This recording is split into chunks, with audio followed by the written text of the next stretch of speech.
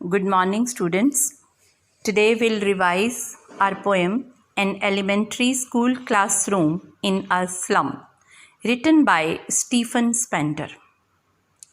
This is Stephen Spender is the poet about whom we read our story Poets and Pancakes.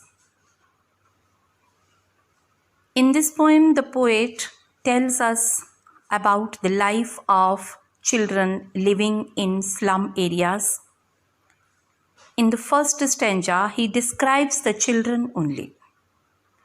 Far, far from gusty waves, these children's faces means far away from the city life. These slum children's faces like rootless weeds. Like rootless weeds means poetic device is used here simile. And the weeds are the plants that have no roots in the ground. The children are compared to the plants without roots. The hair torn around their pallor. Pallor means back of the neck. Their hair are torn means untidy, unkempt, and they are long. The tall girl, this is one specific girl is described with her weighed down head.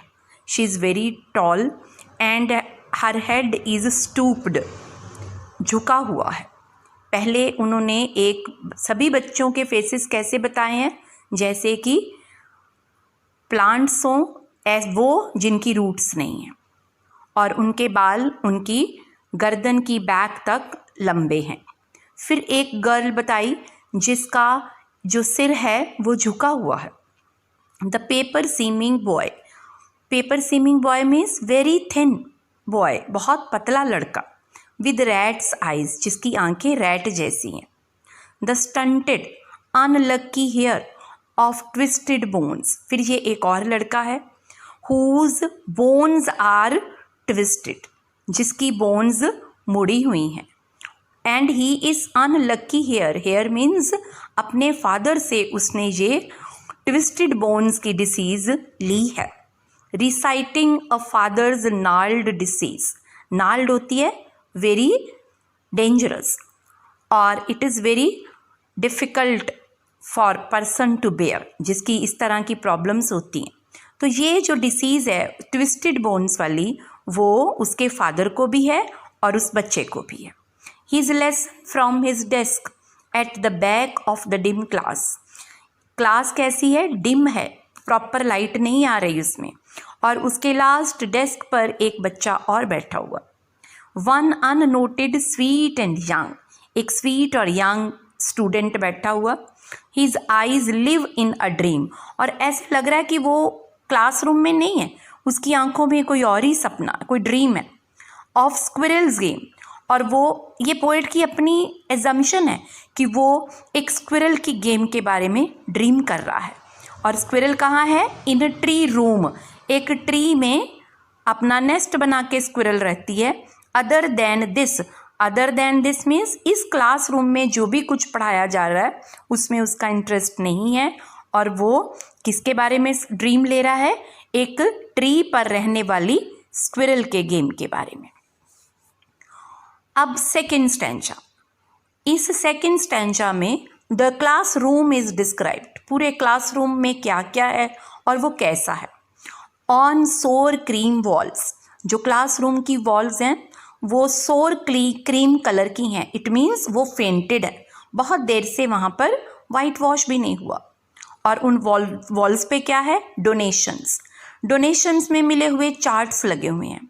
Charts कौन कौन से हैं? Shakespeare's head. एक chart पे Shakespeare की photograph है, उसका head है. क्लाउडलेस एट डान सिविलाइज्ड डोम राइडिंग ऑल सिटीज़. सिटीज़ में देखी जाने वाली जो बड़ी बड़ी बिल्डिंग्स हैं. और क्लाउडलेस एट डॉन, मॉर्निंग में जो क्लाउडलेस स्काई है वो है. बेल्ड फ्लोरी टायरोलीस वैली. एक वैली है, टायरोलीस वैली का नाम है, जो बहुत ब्यूटीफुल फ्लावर्स से डेकोरेटेड है. ओपन हैंडेड मैप और एक वर्ल्ड मैप लगा हुआ है. अब उन वॉल्स पे क्या क्या लगा? शेक्सपियर की एक पिक्चर, मॉर्निंग का एक सीन, बिग बिल्डिंग्स और टायरोलिस वैली और एक open handed world map. Awarding the world its world. Awarding the world means ये slum children, its world mean उनका वर्ल्ड। स्लम चिल्ड्रन का जो वर्ल्ड है वो यही चार्ट्स हैं, उन्होंने ये सब चीज़ें रियल लाइफ में कभी नहीं देखी। And yet for these children, फिर भी इन बच्चों के लिए दीज विंडोज़, ये जो जितनी पिक्चर्स लगी हुई हैं वो विंडोज़ हैं। Not this map there world. जो मैप में और विंडोज़ में मीन्स चार्ट्स में जो वर्ल्ड दिखाई दे रहा है वो इन बच्चों का नहीं है, उन्होंने रियल में इसको कभी नहीं देखा। Where all their future is painted with the fog. उनका वर्ल्ड कौन सा है? ये स्लम एरिया जहाँ वो रहते हैं, वहाँ पर उनका फ्यूचर कैसा है? Painted with fog. Painted with fog means dark है फ्यूचर।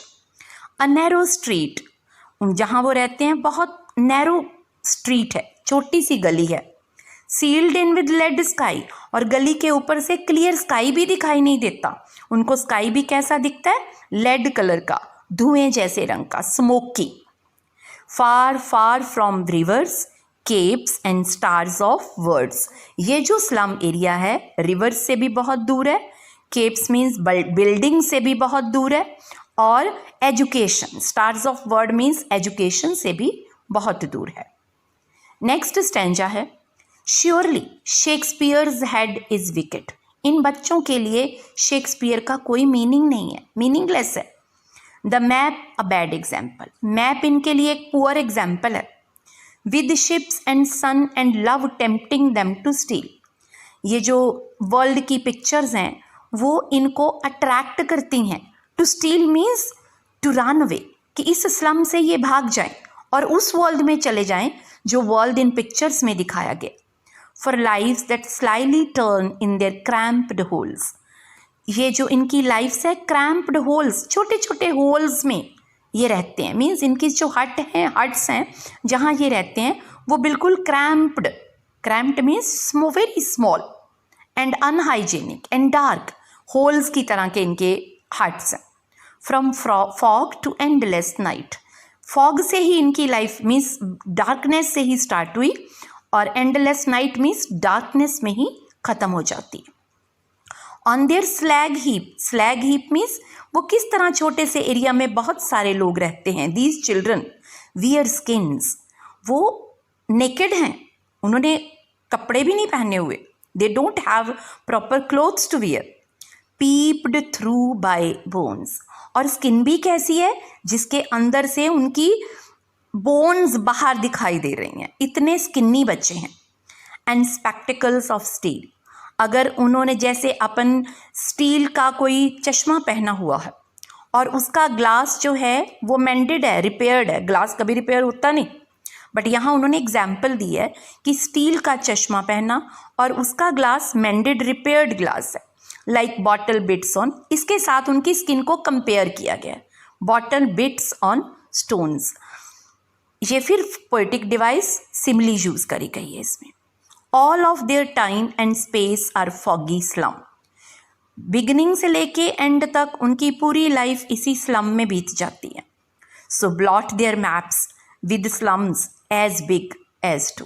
अब पोएट क्या कह रहा है कि ये जो वर्ल्ड मैप उनके क्लासरूम की वॉल्स पे लगे हुए हैं, ये और ये जो स्लम है जिसमें वो बच्चे रह रहे हैं, ये स्लम उस वर्ल्ड मैप के ऊपर एक ब्लॉट, एक धब्बे जैसा है। इट मीन्स कि हमारे जीवन में, हमारी पूरी सिविलाइजेशन में जितने भी स्लम एरियाज हैं वो हमारी सिविलाइजेशन के ऊपर एक दाग, एक डार्क स्पॉट, एक डूम जैसा है।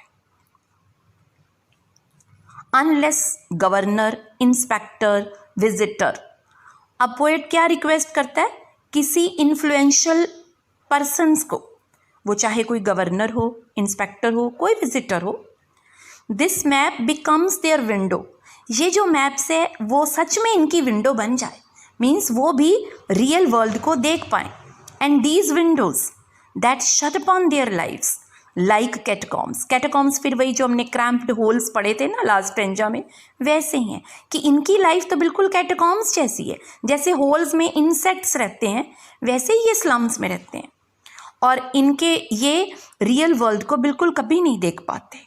अगर कोई इनकी हेल्प करे, गवर्नर, इंस्पेक्टर, विजिटर, तो फिर ये भी देख पाएंगे। Break open. अब ये किसके लिए कहा गया है? गवर्नर, इंस्पेक्टर, विजिटर को कहा गया है कि तुम इनके जो बैरियर्स हैं सिटी लाइफ में और स्लम एरिया की लाइफ में, उन बैरियर्स को ब्रेक कर दें till they break the top and show the children to green fields, so that कि ये जो स्लम के बच्चे हैं ये भी ग्रीन फील्ड्स देख सकें जैसे बाकी सब बच्चे देखते। And make their world run azure on gold sands, और ये भी रियल वर्ल्ड की गोल्डन कलर की सैंड को देख सकें। And let their tongues run naked into books with white and green leaves open, means ये भी फिर क्वालिटी एजुकेशन ले सके। वाइट लीव्स यहाँ पर मीनिंग है बुक्स का, और ग्रीन लीव्स है ग्रीनरी, मीन्स ये ग्रीन वर्ल्ड की ग्रीनरी ब्यूटी को भी देख पाएँ और बुक्स को भी पढ़ पाएँ। जब इनको basic amenities of life provide कर दी जाएंगी फिर ही तो ये पढ़ पाएंगे। इनको क्वालिटी एजुकेशन मिलेगी फिर ही तो ये पढ़ पाएंगे।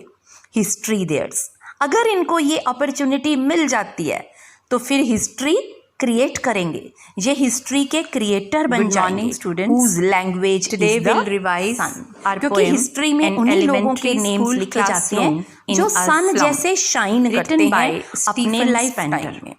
और अगर इन स्लम डिवेलपर्स की, अगर इन स्लम चिल्ड्रन को भी ये सब अपॉर्चुनिटीज प्रोवाइड कर दी जाएं क्वालिटी एजुकेशन की और उनकी हेल्थ की, तो वो भी अपनी हिस्ट्री में उनका भी नाम आ सकता है। मींस उनमें से भी बहुत से बच्चे लिविंग इंटेलिजेंट स्लम हो सकते हैं।